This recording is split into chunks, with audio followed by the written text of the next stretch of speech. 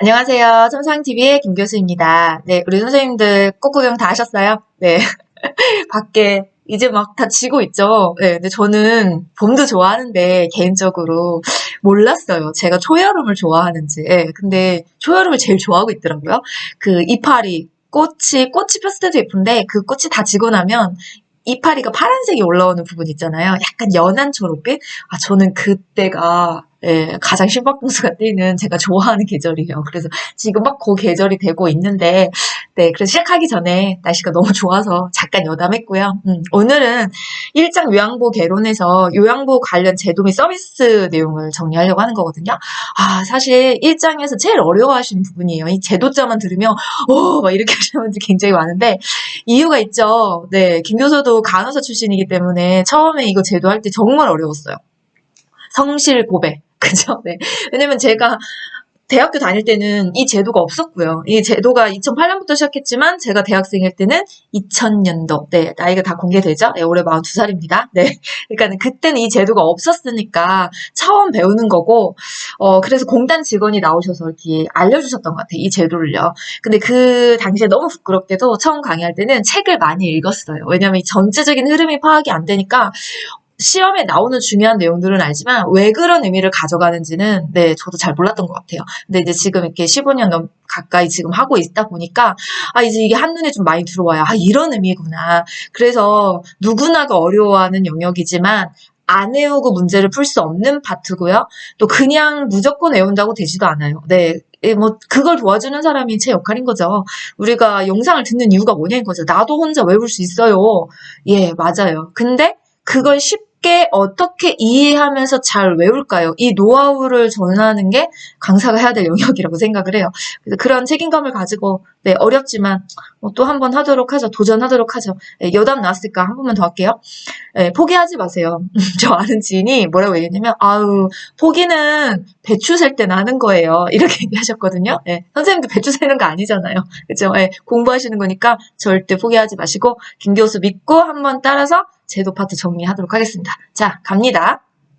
자, 김 교수는 항상 뭐를 봐요? 네, 학습 목표를 보죠. 이제 여기까지 쭉쭉쭉 제 강의를 따라오셨으면, 아, 이 사람이 어떤 강의 스타일로 진행하나 보다. 네, 맥을 좀 잡으셨을 거예요. 네, 학습 목표 굉장히 중요해요. 그래서 요양보호 관련 제도 및 서비스는 크게 단원이 3개예요. 하나는 사회복지와 노인복지로 나눠져 있고요. 그 다음에 노인장 요양보험 제도가 있고요.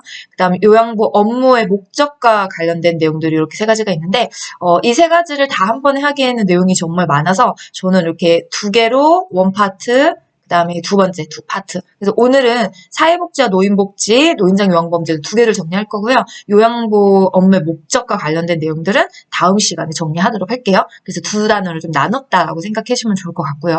자, 이제 이 단원을 가지고 오늘 2개를 하기로 했으니까 2단원의 세부 내용을 좀 보도록 할게요. 사회복지와 노인복지에서는 개념, 그러니까 사회복지가 어떠한 뜻인지, 노인복지가 어떠한 뜻인지, 예, 시험 문제는 여기서 종종 납니다. 매번 나오는 건 아니지만 여기서 종종 출제를 해요. 한 2~3문제 정도 출제를 하는 것 같아요. 이 파트에서는요. 예, 업무 빼고요. 업무 빼고 제도 안에서는 한 2~3문제 정도. 네, 그러면 이제 이 노인복지, 우리가 사회복지는 전체적인 사회 구성원 중에서 노인을 따로 빼는 거잖아요. 우리가 노인복지를 하고 있으니까, 예, 복지 파트에서는 여기를 조금 중점적으로 보시고요. 그 다음 이 제도와 관련된 내용이 이렇게 많아요. 네, 뭐가 나올지요? 그건 잘 몰라요, 김 교수도. 왜냐면 너무 많다 보니까 여기서 어디 영역을 가지고 문제를 출제할지는 출제위원 마음입니다. 대신에 우리가 준비할 수 있는 건 그래요? 어디 한번 내볼래요? 저는 어디서 내든 다 맞출 수 있게 공부하고 있습니다. 이게 중요한 거죠, 사실은요. 네. 그래서 여기 영역들은, 제도 영역들은 전체를 다 아우르는 스킬이 반드시 필요합니다. 자, 그럼 여기 가지고 정리할게요. 자, 우리가 사회복지와 노인복지에서 어디가 중요하다고요? 노인복지. 네. 그러니까는 노인복지의 원칙이 있어요. 그냥 막 노인복지를 만들어낸 게 아니고요. 노인복지는 이런 원칙에 준해서 합니다. 그게 이제 예, 국제연합, 유엔이라고 하는 국제연합에서 5가지 원칙을 정했잖아요.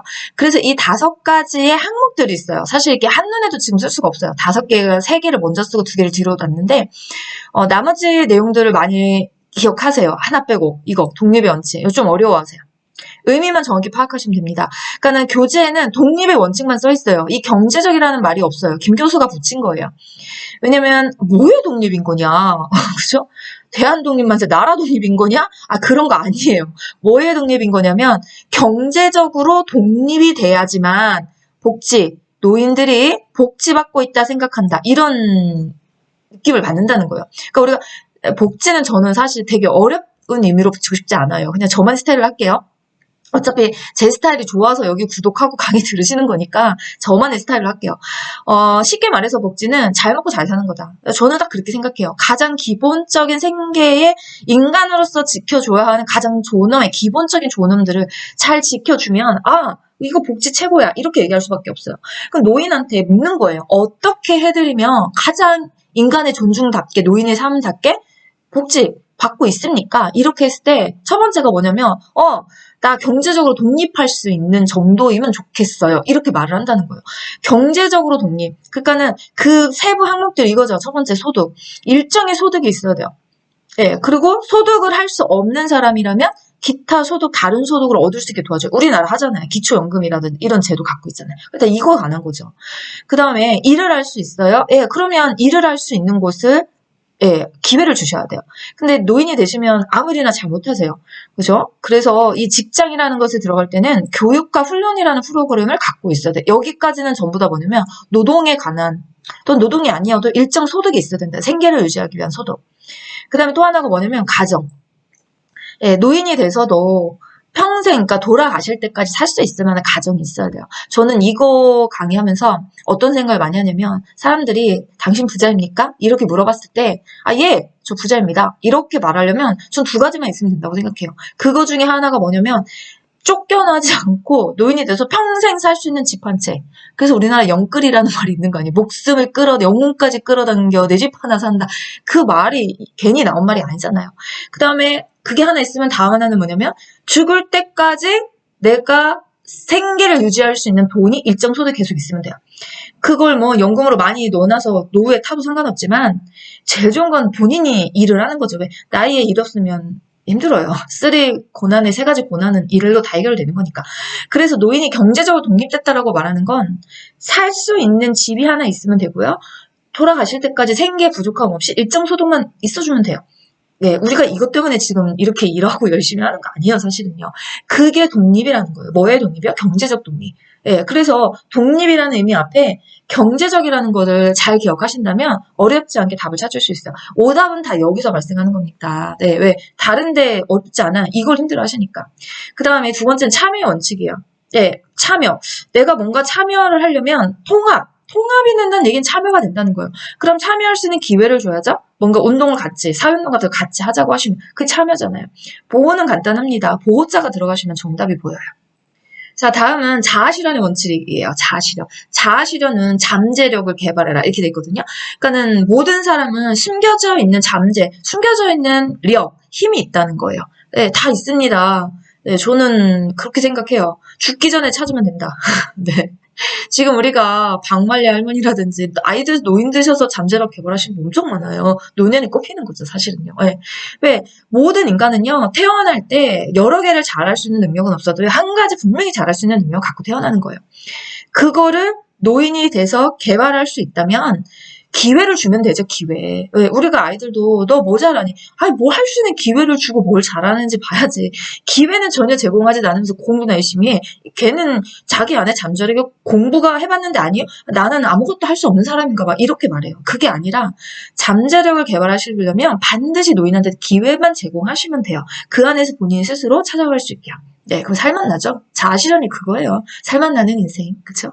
그 다음 존엄의 원칙. 존엄이란 거나 이 단어가 없으면 공정 찾으시면 돼요. 존중받고 있다. 예, 차별 없이 이런 느낌을 받게 하시는 거니까요. 5가지만 잘 되면요. 노인복지 잘 되는 겁니다. 자, 다음은 노인복지 사업의 유형이에요. 이것도 그냥 사업의 유형이 이렇게 외우지 마시고요. 제가 아까 그랬죠. 암기는 필요하되 이해를 바탕으로 하는 거라고. 그러면 노인복지 사업의 유형이니까 종류잖아요. 이 노인복지의 원칙에 준해서 사업의 유형이 만들어지는 거예요.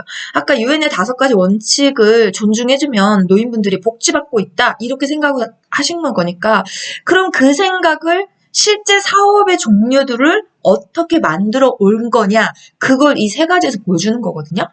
네, 이게 유형이니까 종류일 거고요. 3가지예요. 근데 이 3가지 안에 들어가는 세부 항목들이 있어요. 자, 그건 다음 슬라이드에서 공개할게요. 이거죠. 네. 제가 뭐라고 늘 말씀드리냐면 암기는 한눈으로 보십시오. 이런 말 굉장히 많이 드려요. 네, 한눈으로. 그냥 유형이 3가지니까 3가지에 들어가는 세부 항목들을 한눈에 각자 다 써놓고 이걸 그냥 통째로 외워버리시는 거예요. 여기서. 가능합니다. 안 되지 않아요. 네, 3번만 하시면 됩니다. 항상 강조해요. 3번은 기본이라고. 이거 한 번에 외울 수 있는 사람 아무도 없어요. 저도 한 번에 못 외웠어요. 네. 지금도 헷갈려요. 가끔씩은요. 네, 그러니까 무조건 3번은 해보고 안 되면 4번 하시면 되죠. 네, 근데 한 번 해보고 안 돼. 이런 말은 하지 마세요. 왜? 천재 아닌 이상 이거 한 번에 외울 수 있는 사람 아무도 없다라고 저는 생각하거든요. 반복으로 보시면 돼요. 대신에 얘를 외우실 땐 이렇게 한 슬라이드를 띄워놓고 그래서 제가 늘 말씀드리는 거예요. 블로그에 가셔서 PPT 화면을 캡처를 하셔가지고 핸드폰에 저장하십시오. 그거 먼저. 그리고 저장해놓은 걸 가지고 지금 유튜브를 들으시면 제가 슬라이드 막 지나가더라도 선생님들 핸드폰에 계속 남아있잖아요. 그걸 가지고 본인의 역량껏 암기를 해주시면 돼요. 네, 이런 의미 때문에 제가 블로그 링크를 계속 이 아래에다 달아드리는 거거든요. 적절히 사용만 하시면 됩니다. 네. 자, 그러면 첫 번째가 노인 돌봄이 기본 서비스예요. 뭔가 돌봄에 관한 내용이 들어갈 거예요. 그래서 독거노인 보호, 독거노인 공동생활원, 노인 돌봄 종합 서비스, 노인보호 전문기관, 학대 피해 노인 전용 쉼터, 결식으로 노인 무료급식 지원 여기 들어가는 거죠. 자, 여기는 치매 하나 하고요. 건강을 따로 기억하시면 돼요. 치매 안심센터가 치매 이야기고 실명, 인공관절, 건강진단 이거 건강보장이잖아요. 그 다음에 노인의 사회활동 및 여가활동 지원. 네. 그래서 일자리나 어떤 사회활동 또는 뭐 대가 없이 하시는 자원봉사, 경로당, 노인복지관 이런 사업들이 유형들이 이 안에 해당하는 거예요. 시험 문제 유형은 간단합니다. 네. 다음 중 그렇죠? 뭐 노인복지관은 노인복지 사업 유형 중 어디에 해당합니까? 여기요. 노인사회활동, 여가활동 지원. 네. 다음 중 노인복지 사업 유형이 다른 한 가지를 골라보십시오. 여기 4개에다가 치매 알쓰면서 하나 싹 집어넣어버리면 얘 오답 딱 끄집어 내주시면 되잖아요. 예, 유형이 외울 게 많아서 그렇지 시험 문제 어렵지 않아요. 그 유형 구분을 잘 해두시면 반드시 해두시기를 권장드립니다. 자, 이제 그 복지와 관련돼서 실제 하고 있는 노인복지 시설의 종류들이 있어요. 그래서 노인복지 시설을 종류를 일단 몇 가지로 나누는데 첫 번째가 노인 주거복지 시설이에요. 두 번째는 노인 의료복지시설. 이것도 엄청 사실 어려워하세요. 안 어려워요. 네, 뭐만 잘 잡으면 되냐면 기준. 제가 말해요. 기준. 네, 누구는 주거복지로 가라고 그러고 누구는 의료복지로 가라고 하면 분명히 기준이 있을 거 아닙니까? 그쵸? 여자는 오른쪽으로 가시고 남자는 왼쪽으로 가세요. 기준이 뭐예요? 성별이잖아요. 네, 이렇게 나누는 기준이 얘네들도 있어요. 이 기준만 알면 돼요. 자, 먼저 공개합니다. 결론부터. 기준이 뭐냐? 노인장기 요양 등급자와 노인장기 요양 비등급자. 이해되셨어요? 네. 그 노인장기 요양 등급을 받으신 분은 의료복지시설로 들어가시면 되고요.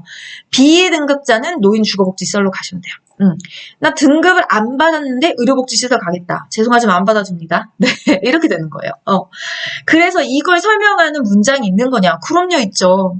자, 우리가 노인장 요양 등급을 받을 때는 조건이 있어요. 여기 보시면 치매, 중풍 등 노인성 질환 등으로 심신에 상당한 장애가 발생하여 도움이 필요한 노인. 여기까지잖아요. 이런 노인들이 등급을 받는 대상자 선정 조건의 기준이니까. 근데 여기는 주거복지시설은 시작이 노인이에요. 우리나라의 노인이 만 65세 이상만 되면 다 노인이에요.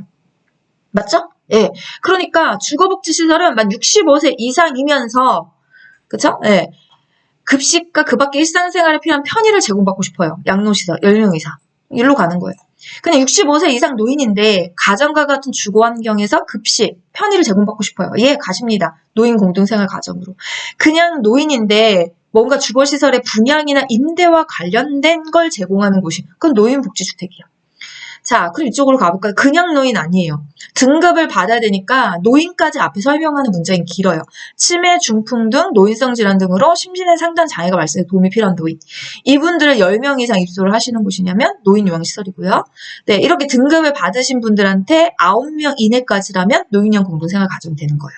구분되셨습니까? 기준만 잘 세우시면 돼요. 네, 그럼 헷갈리지 않아요. 근데 이 기준을 정확히 구별하지 못하시면 한도 끝도 없이 헷갈립니다. 네, 그러니까 기준 잘 세워두세요. 자, 이게 정리해온 거예요, 제가. 좀 전에 설명했던 거, 그쵸? 예, 그래서 명수로 나누는 거, 다 똑같잖아요. 대신에 중요한 건, 요렇게, 등급자, 그죠? 등급자, 여기는 비등급자, 기준 잘 세워두시고요. 자, 다음은 노인 여가복지시설이에요. 이것도 어려워요. 사실 쉬운 것 같지만 개념 정리만 잘 해두시면 돼요. 자, 우리가 복지관은요, 이렇게 각종 정보와 서비스를 제공합니다. 복지관에서 알아서 만들어놔요. 그리고 대상자들에게, 어르신들에게 참석하실 건가요? 참석 안 하실 건가요? 이 의견만 물어보는 거예요. 그럼 경로당은요, 자율이 들어가야 돼요. 자율적으로 장소. 그러니까 프로그램이라는 거 안 만들어놔요. 그러니까 장소를 제공하시고 그 안에 오셔서 자율적으로 알아서 놀다 가십시오. 이렇게 말하는 게 경로당이에요. 그런 노인 교실은요. 교실이 뭡니까? 학습이잖아요. 학습. 공부하는 곳. 이 단어를 연결 지어주시면 되고요. 그 다음 이제 재가노인 복지시설이 있는데 은근 또 여기서 오답 나시는 분들 계세요. 네, 은근. 예, 그거는 뒤에서 설명할게요. 네, 왜냐면 뒤에 재가노인 복지시설 다시 한번 설명하잖아요. 자, 그 다음에 여기는 슬라이드가 없을 거예요. 예, 또 이제 교과서에 그거 있어요. 노인 일자리 지원 기관이라든지 학대노인 전용 쉼터. 여러분, 학대노인 전용 쉼터는 아시죠? 예, 노인 학대로 피해를 입은 노인 일정 기간 동안 보호하고 프로그램을 제공하는 전담기관. 그 의미만 좀 같이 알아둘게요. 자, 이제 여러분 제일 어려워하시는 제도로 왔습니다. 자, 항상 설명해요. 노인 장기 요양 보험 제도에서 가장 중요한 단어는 보험이에요. 보험 의미만 정확하시면 돼요. 네. 자, 어렵지 않습니다. 우리도 보험 갖고 있어요. 늘 제가 항상 예로 드는 거예요. 암보험 가입하셨습니까? 이렇게 묻는다고요. 예. 아, 예. 어디다 가입하셨습니까? 네, 뭐 하죠? 이제 땡땡 이렇게. 이제 삼땡, 흥땡, 뭐 교땡 이런 데 가입을 하시잖아요. 자, 그러면 그 삼땡, 교땡, 흥땡 얘네가 어디냐? 걔네가 사업자예요. 그렇죠? 이 보험을 끌고 가는 보험자예요. 걔네가 돈을 줍니다. 보험금을 지급하는데. 거기가 어디라고요? 삼땡, 흥땡, 교땡 이렇게 되는 거예요. 그럼 거기 안보험 그 회사에 누가 가입하셨습니까? 초요. 네, 초요가 누구예요? 네, 가입자죠. 그 사람이 누구예요? 국민이죠. 보험금을 지금 받고 있는 사람이잖아요. 이 보험의 개념만 정리가 잘 되게 해주시면 돼요. 그럼 우리는 뭐에 가입을 한 거냐면 노인장기 요양보험에 가입을 한 거예요. 아, 근데 나는 가입 약관서를 쓴 적이 없는데요. 그럼요, 없죠. 2008년 7월 1일부터 국민건강의료보험에 가입이 되어 있는 모든 분들은 뭐 신청서 쓰지 않고 자동 가입이 다 돼버렸어요. 그렇기 때문에 내가 가입한 그런 이력이 없어서 안 한 것 같지만 우리는 전부 다 의무 가입자이거든요. 이 의미만 잘 파악하시면 돼요. 그리고 이 동의어잖아요. 보험자, 사업자, 보험금을 지급하는 자, 거기가 어디라고요? 국민건강보험공단. 4개 중에 어떤 용어를 가지고 문제 출제할지는 출제위원분들 마음이에요. 네, 늘 말씀드리죠? 그러니까 알아야 될 거 다 알아둬야 됩니다. 어디서 튀어나올지 모르니까. 동의어니까 같이 알아두시고요. 자, 그 다음에 이제 급여 대상자예요. 이것도 제가 아까 그랬죠. 보험입니다. 네, 보험이 왜 중요한 거냐? 암보험에 가입을 했어요. 그 보험금을 내가 받으려면, 그쵸? 조건이 있어야 되죠. 그 첫 번째가 뭐예요? 암에 걸려야죠. 네. 암에 안 걸렸는데 그거 내가 받을 수 있는 거 아니잖아요. 똑같습니다. 노인장기 요양보험도 가입을 했지만 내가 급여를 받으려면 급여 대상자 선정 조건에 맞아야 돼요. 그게 지금 여기고요. 잘 나눠 생각하시면 돼요. 뭉뚱그리 하지 마시고 또 눈을 가운데다 갖다 놓으시고요. 두 부류로 나눠주세요. 첫 번째, 65세 이상인 자. 그죠? 네, 노인이죠? 그분들은 질환이면 돼요. 아무 질환이나 다 됩니다. 그러니까 우리가 교과서에서 그 많은 의학의 질환들을 다 배우는 거 아니에요. 백내장, 녹내장, 심지어 교통사고까지 가능하다고 하니까요. 그걸로 인해서, 그 병으로 인해서 거동이 불편하거나 치매 등으로 인지가 저하돼서 6개월 이상 혼자 일상생활이 어려우신 분들, 급여 대상자 조건입니다. 65세가 안 됐어요, 아직. 근데 그냥 질환이 아니라 중요한 거죠. 노인성 질환을 가져서 그걸로 위에처럼 수행이 어려운 자. 자, 여기서 중요한 건 노인성 질환이에요. 노인성 질환의 뜻이 뭘까요? 우리 의학에서 했는데 노인이 돼야 생기는 병이잖아요. 보통 65세 이상의 노인이 됐을 때 생기는 병인데 이 사람은 아직 노인도 안 됐는데 그 병이 왔다고요. 그래서 대상자 선정 조건에 해당이 되는 거예요. 중요한 건 이제 노인성 질환에 해당하는 병명이 무엇입니까? 이게 굉장히 중요한 거죠. 교과서 그대로 가지고 왔어요. 글씨가 좀 작을 수 있어요. 항상 나 옛날에 댓글 열을 때 보면 글씨가 작아요. 글씨 작으시면요, 선생님들 죄송하지만요, 교과서 놓고 보세요. 페이지 34, 35. 왜 책을 자꾸 안 갖고 계세요? 네, 저도 지금 영상 옆에 책 갖고 있거든요. 책을 왜 어디다 갖다 놓으시고 글씨가 작아요? 안 보여요. 그 책 피세요. 34페이지, 35페이지 피시면 되잖아요. 네, 이거 제가 영상, 이거 PPT 작업 따로 안 해요. 이거 교과서 있는 그대로 보여드리고 싶어서 그러는 거예요. 글씨 작은 거 저도 압니다. 불편하네. 그럼 보는 사람이 편하게 만들어줘야 되는 거 아닙니까? 예, 물론 제가 그렇게 맞춰드려야 되는데, 교과서 있잖아요. 없으면 제가 해요. 근데 교과서에 있으니까 굳이 좋은 책을 냅두고 왜 자꾸 막 얘는 무시하고 이거 영상으로만 끝내려고 하세요. 예, 영상 죄송하지만 유튜브 안 들으셔도 됩니다. 교과서 열심히 읽으시면 이거 영상 필요 없어요. 예, 근데 교과서를 안 읽으시니까 제가 영상을 찍는 거죠. 왜? 이 읽는 거 싫어하세요. 귀는 여는 거 좋아하시는데 자꾸 눈으로 뭘 책 읽으려면 자꾸 힘들어 하시니까. 그래서 제가 영상을 찍는 것 뿐이지 유튜브 영상 다 필요 없습니다. 교과서만 혼자서 세 번 정도 정독을 하실 수 있다고 하면 이 영상 뭐하러 합니까? 책 다 시험 여기서 나오는데, 그쵸? 네, 그러니까 그만큼 책이 중요한 거예요. 옆에다 놓고 하세요. 항상 강의 시작하실 때. 이거 영상 유튜브 보실 때도. 그래서 이게 안 되니까 어려우면 또 잔소리해요. 제가 블로그에 들어가셔서 얼른 스크랩 하셔가지고 핸드폰에 놓고 계세요. 예, 그러면 이 영상보다 거기가 훨씬 더 잘 보이거든요, 글씨가. 자, 그럼 이 노인성 질환의 종류를 크게 세 가지 배우셨죠? 신경계 질환에서 1번 치매, 2번 뇌졸중, 3번 파킨슨. 나 다 알아, 세 개 다. 그렇게 말하시면 큰일 나요. 네, 치매는 신경 쓰실 거 없어요. 여기도 보시면 알츠하이머 치매, 혈관성 치매, 알츠하이머 여기까지 다 치매인데 이걸 보고 치매가 아니다라고 할 사람은 사실 아무도 없으니까요. 그럼 두 번째가 뇌졸중이에요. 뇌졸중은 뇌경색과 뇌출혈로 나눠져 있어요. 네, 뇌경색, 뇌출혈만 나와주면 참 고맙겠죠. 그렇지 않습니다. 예, 지주막하 출혈이라고 하는 게 뇌출혈이라는 거 아셔야 되고요. 뇌내출혈이 뇌출혈이라는 거 아시면 돼요. 두 가지만 잘 구분해 두시면 어렵지 않습니다. 그 다음에 파킨슨하고 달리 불리는 말이 있어요. 기저핵. 이게 또 뭐야? 이렇게 하지 마시고요. 기저핵이라는 단어가 나오면 파킨슨의 한 종류인가 보다. 이렇게. 지금 제가 세 개 알려드렸죠. 얘만 아시면요. 문제 어려울 거 하나도 없어요. 이 세 가지를 모르는 분들이 이런 문제를 냈을 때 거기서 이제 헷갈려서 틀리시는 거거든요. 요거 잘 구별해 두시고요. 자, 이제 우리가 대상자가 되는 것 같아요. 나 이제 암에 걸렸어. 예, 근데 나 이제 암에 걸렸으니까 돈 줘야. 이렇게 얘기하면 줍니까? 안 주죠. 뭐 하셔야 돼요? 신청을 하셔야지, 신청. 신청을 하시고, 신청에 따라 판정의 절차가 잘 돼야지만, 그죠? 최종 판정에서 지급하겠습니다라는 결과가 떨어져야지만 받는 거예요. 그러니까 아까 그 대상자 선정 조건은 대상자 될 것 같은데요. 이걸 설명하는 거지, 이 사람 무조건 됩니다. 그런 거 없어요. 될 것 같으면 이제 뭐를 하시면 되냐면, 네, 인정 신청을 하시면 돼요. 그래서 신청을 하시면 조사단이 인정표 보고 조사를 해가시고 등급 판정 과정에 따라서 이제 결과까지 다 나오게 돼 있어요. 이 과정들을 하나하나 주의점을 살펴보는 거죠. 네, 인정 신청부터 보는 거예요. 누가 할 수 있는 거냐? 본인이 하시거나 가족이나 친족 또는 이해를 설명할 수 있는 이해관계인. 그 다음에 사회복지 전담 공무원인데 그냥은 안 돼요. 본인이나 가족의 동의를 받으신 사회복지 전담 공무원. 그 다음 시장군수 구청장님이 지정하신 자. 가끔 묻습니다. 통장님은 왜 안 돼요? 이런 거 물어봐요. 안 돼요. 네, 왜 우리나라의 법적 대리인 누구냐? 네, 우리는 시장군수구청장. 나는 이해관계인도 없어요. 친족도 없어요. 가족도 없어요. 오를 단신이에요. 그럼 내 해당 시장군수구청장님이 내 법적 대리인으로 돼요. 대한민국은 법이요. 그래서 이분들이 법적 대리인이니까 바쁘서 못 가십니다.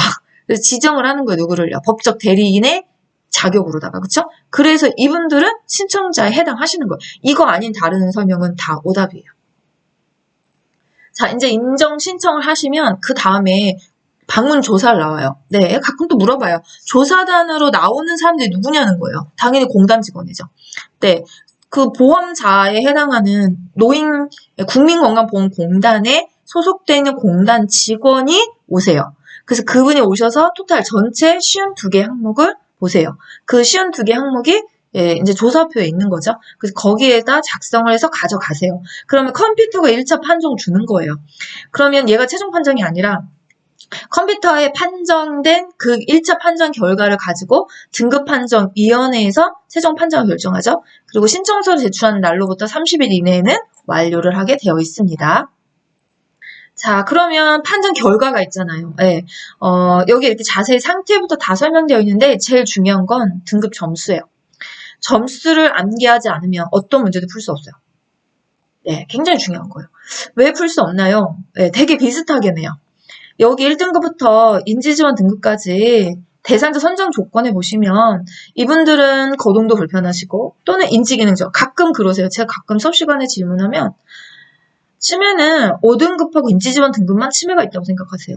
그거 잘못된 거죠. 왜? 1등급은 치매 있으면 안 돼요? 되죠. 2등급은요? 되죠. 3등급은 되죠. 다 됩니다. 장기여행 1등급부터 인지지원 등급까지 치매 다 있어도 돼요. 근데 아니라고 자꾸 생각하고 오답을. 그런 거에 답이 헷갈리는 거예요. 그래서 그런 거 보실 필요 없고요. 점수. 왜 숫자만큼 정확한 게 어디 있습니까? 1등급부터 인지지원 등급까지 점수를 외우시는데 앞자리를 외워두시는 거예요. 저 뒷자리 외우는 거 별로 추천하지 않아요. 못 외워요. 헷갈리고요. 너무 많아서.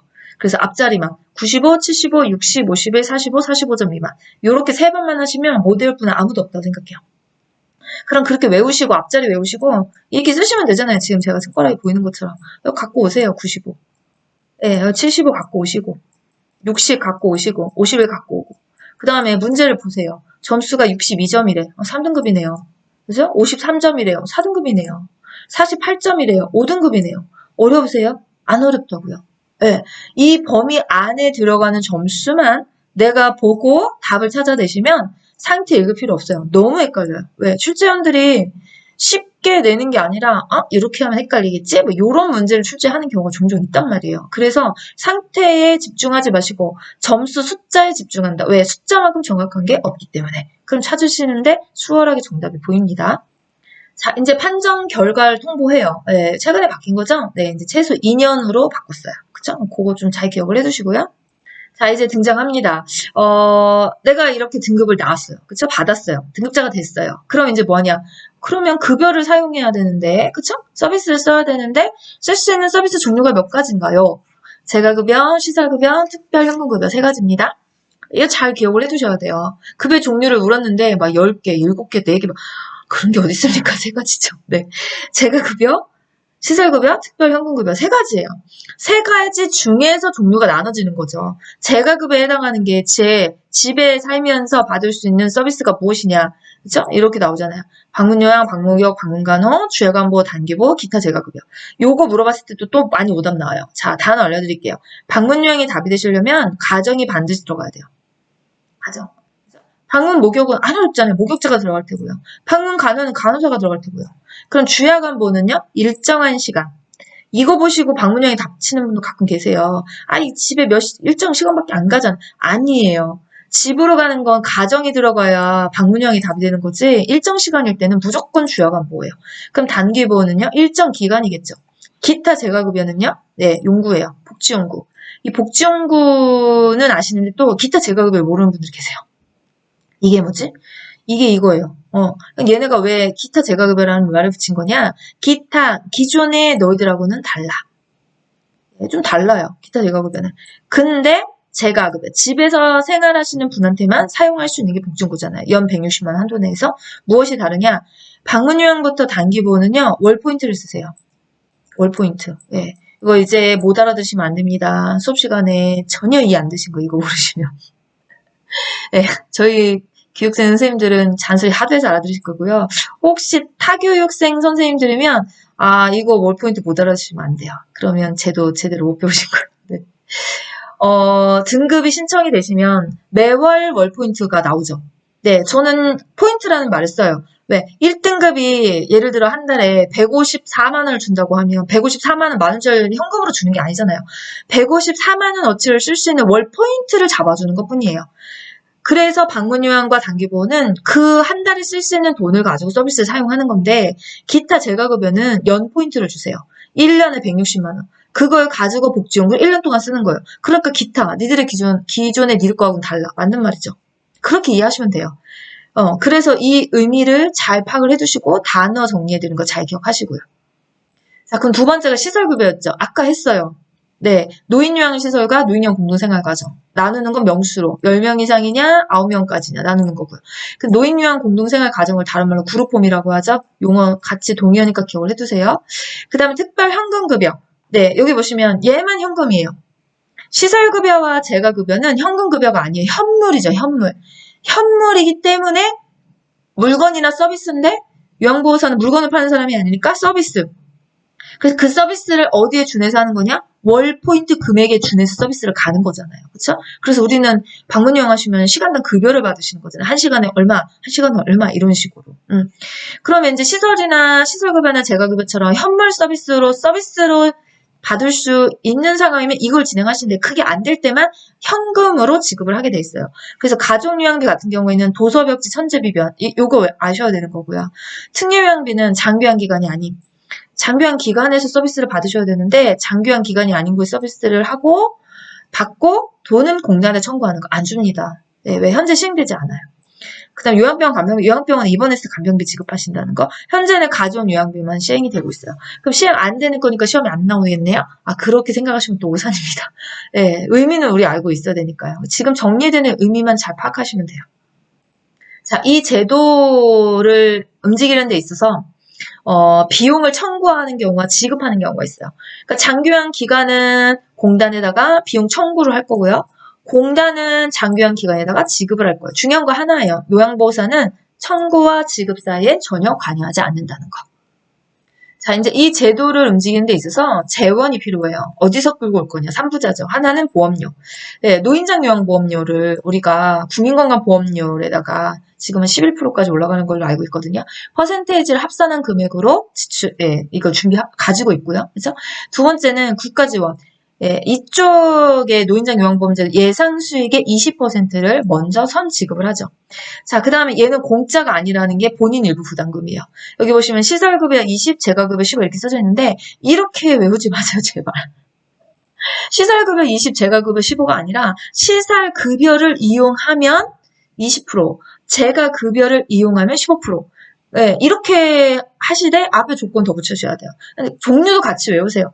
방문요양, 방무교, 방문간호, 주야간보호, 단기보호, 기타 재가급여를 이용하면 15%, 노인요양시설과 노인요양 공동생활 가정인 그룹홈을 이용하면 20%. 이렇게 종류를 하시면서 퍼센티지를 암기하셔야지 문제가 풀려요. 그런 문제 출제하는 거죠. 주야간보호 서비스 센터를 이용하면 본인 부담금이 20%다. 아니잖아요. 나는 제가만 10이라고 외웠는데 이렇게 하면 그런 문제 못 푸세요. 그래서 종류를 하시고 퍼센테이지로 같이 외우시는 거. 그 다음에 저소득층과 의료급여 수급권자는 40에서 60% 안에 지금 경감합니다. 그다음 국민기초 생활수급권자는 본인 부담금 없어요. 면제예요. 무료예요. 대신에 비급여 항목은 전액 본인 부담이 되고 있죠. 식비, 임용비, 목욕비 이런 것들이요. 자, 이제 서비스 이용 지원이라는 게 있어요. 그러니까 우리가 등급을 받게 되시면 이런 서비스를 이용할 수 있게 이제 안내에 관한 내용들이 있는데 그게 장기요양 인정서와 표준장 이용 계획서 두 개가 이제 가족이 공단에 방문해서 받아가실 거예요. 그러면 시험 문제 얘네들 종종 물어볼 때는 장기요양 인정서에 들어가는 항목이 무엇이고 표준장 이용 계획서 안에 들어가는 항목이 무엇이냐. 네, 요 항목을 잘 보시면 되거든요. 근데 이제 저는 항상 그렇게 설명해요. 표준장 이용 계획서 안에는 돈에 관련된 이야기가 들어갈 겁니다. 이렇게 정리를 해드려요. 돈. 한도액, 돈이잖아요. 본인 부담률, 돈이죠. 그 명이라고 하는데 오타, 급여. 급여의 종류와 횟수가 돈이죠. 몇 번 들어가냐에 따라서 시간당 급여가 달라지는 거잖아요. 여기 보시면 비용이라는 말을 써요. 그러니까 뭔가 서비스를 받는 데 있어서 돈과 관련된 비용과 관련된 내용들은 표준장기 이용 계획서에 명시가 되나 보다. 이렇게 생각하시면 되겠죠. 자, 다음은 이제 등급 외자예요. 마지막이 될 건데요. 등급 외자 굉장히 중요하세요. 그냥 등급 외자이실 때 잘 관리하시고 돌봄을 또 제공을 하면 돌봄자로 들어오시는 시간을 줄일 수가 있거든요. 국가 예산 지점 엄청난 거예요. 그래서 우리가 등급 외자로 판정이 떨어졌다 하더라도 그냥 나 몰라라 하는 게 아니라 지자체에 연계를 해서요. 노인 보건 복지 사업과 연계한 노인 돌봄 기본 서비스, 노인 돌봄 종합 서비스 또는 이제 복지관이나 사회복지관 같은 노인복지관이나 사회복지관 같은 서비스를 이용할 수 있게 하세요. 어디서 하냐고요? 지자체. 중요한 건 지자체예요. 이런 사업들을 어디서 하냐고 물어볼 거예요. 취조치가 하는 거죠. 그 다음에 국민건강보험공단에서 하세요.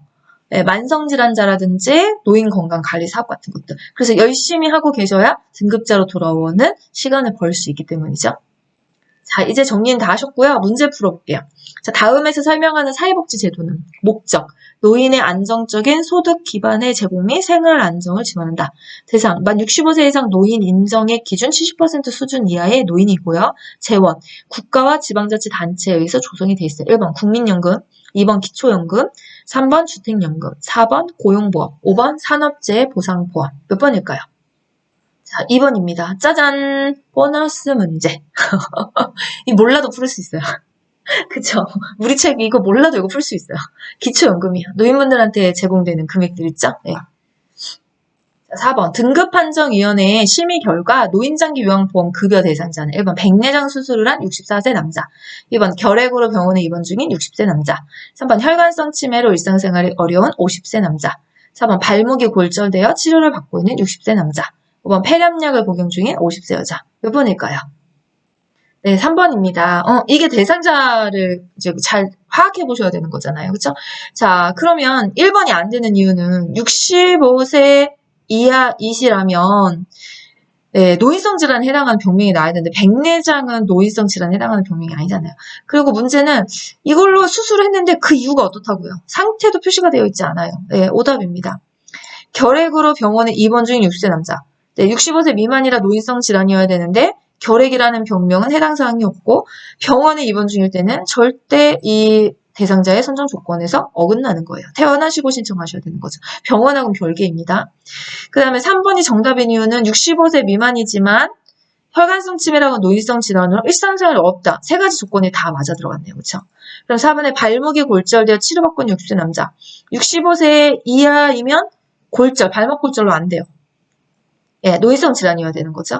폐렴약을 복용 중인 50세. 65세 이하이면 노인성 질환의 폐렴? 예, 해당 사항이 없습니다. 병명에서. 이 정답이 3번인 거죠. 네, 이제 마지막 문제예요. 노인장기 요양보험 급여 중에서 본인 부담금에 관한 설명으로 옳은 것은 1번 비급여 항목은 본인이 50%를 부담한다. 1번 복지연구 비용은 본인이 80%를 부담한다. 재가급여 비용은 본인이 20%를 부담한다. 국민기초생활수급권자는 본인 부담금이 없다. 5번 의사소견서 발급 비용은 본인이 15%를 부담한다. 네, 자 정답은 4번이죠. 네, 비급여 항목은 네, 다 어떻게 되는 거? 100%죠. 100%. 본인 부담이니까. 복지용구는 재가급에 해당해요. 그럼 80이 아니라 15%. 재가급의 비용의 본인 부담금은 15%. 네, 그 다음에 5번이 좀 어려우실 수도 있어요. 이런 게 있었나? 네, 있습니다. 교과서에. 네, 42페이지가 있어요. 42페이지에 가면 얘가 쉽게 냈으니까 5번이 어렵다는 생각 안 하시겠지만 사실 이것도 멀쩡하고 얘를 풀어보라 그러면 당하실 수 있어요. 이 의사소견서 발급비용이라든지 방문간호지휘서 발급비용 같은 경우에는 일반이신 경우는 20%를 내는 거야. 예, 20%. 여기 15가 아니라 20%. 그렇죠? 그리고 이제 경감 40% 아까 소득의 저소득이나 의료급여 수권자여가지고 그런 분들은 예, 여기도 뭐냐면 50% 깎아주는 거예요. 그러면 10%만 내는 거예요. 40% 경감자나 60% 경감자나 의사소견서 발급비용이나 방문지휘서 발급비용은 10%. 단 일반은 20%. 예, 국민기초생활수급권자는요? 면제. 예, 그거 42페이지에 있으니까 조금 정리해 두시는 게 좋을 것 같아요. 네. 자, 그럼 오늘은 여기까지예요. 예, 30분 넘었어요. 지금 한 38분 정도가 지나가고 있는데 어쨌든 40분 안에 종료가 돼서 천만 다행이고요. 예, 좀 말을 빨리 하긴 했어요. 근데 말 느리면 자꾸 졸음 돋고요. 지루해요. 그래서 좀 빨라서 이해가 잘 안 돼요라고 하시면 반복 청취를 좀 부탁을 드릴게요. 네, 그렇게 해서 저도 말을 천천히 하면 하면서 제가 좋을 것 같아요. 지금 되게 나른해요. 저도 사실은요. 오전에 강의하고 와서 이 시간이 좀 되게 피곤한 시간인데 예, 항상 영상 이 시간에밖에 찍을 수가 없기 때문에 예, 사실 목소리는 업을 더 시키면서 하고 있는 상황이거든요. 자, 오늘은 여기까지 정리하도록 할게요. 요 영상 들으시고 도움 되셨다면 구독, 좋아요 눌러주셨으면 좋겠어요. 예, 끝까지 같이 가셔야 되니까 합격하는 그날까지 김 교수랑 함께 갑시다. 그쵸? 네. 자, 오늘 여기까지 정리할게요. 공부하느라 고생 많으셨고요. 김 교수는 다음 시간에 찾아뵐게요. 수고하셨습니다.